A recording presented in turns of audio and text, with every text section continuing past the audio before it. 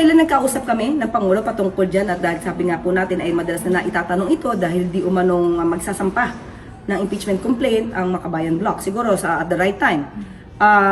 Tinanong natin kung anong kanyang pananaw. Ang sabi niya, iti-treat natin ang anumang impeachment complaint na laban kay Bibi Sara katulad ng pag-treat sa pagdidiscuss at pag-iimbestiga sa flood control projects.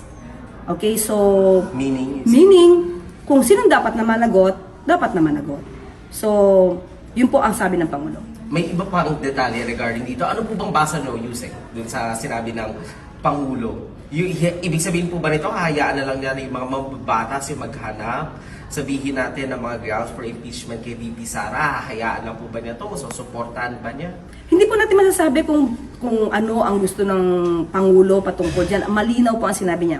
Kung may ebidensya po, katulad ng ginagawa po na pag-iimbestiga sa flood control project, ganun po mangyayari. Kung may ebidensya po sila at gusto nilang mapanagot ang dapat na managot, maaari po nilang gawin yan. At hindi po hahad lang ang Pangulo dyan. Sa tingin ba, Yusek, so far ngayon, may weight pa yung pangalawang impeachment complaint or yung pangalawang process ng impeachment complaint kay VP Sara? Sa tingin niyo, gugulong po ba ito?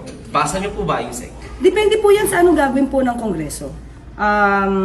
Sila po ang gumawa at ng kanilang complaint kung ito po ay matibay at sabi naman po nila ay magiging matibay po ito. So kung ano na lang po ang maibibigay ng ebidensya at kung ito'y gugulong, tignan lang po natin dahil may mga ibang mga senador hindi pa po nababasa ang impeachment complaint, gusto nilang i-dismiss agad ang kaso. So sana po ang mga mambabatas na siyang didinig dito ay isipin po kung ano ang interes ng taong bayan. Hindi yung interes ng kanilang mga iniidolo.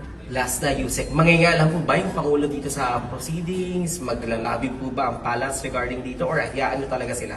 Hindi po maglalabi ang Pangulo dito. Hahayaan po nilang gumulong kung anong dapat na proseso at kung anong kasasapitan po nito ng naaayon sa batas at proseso, susuportahan po yun ng Pangulo.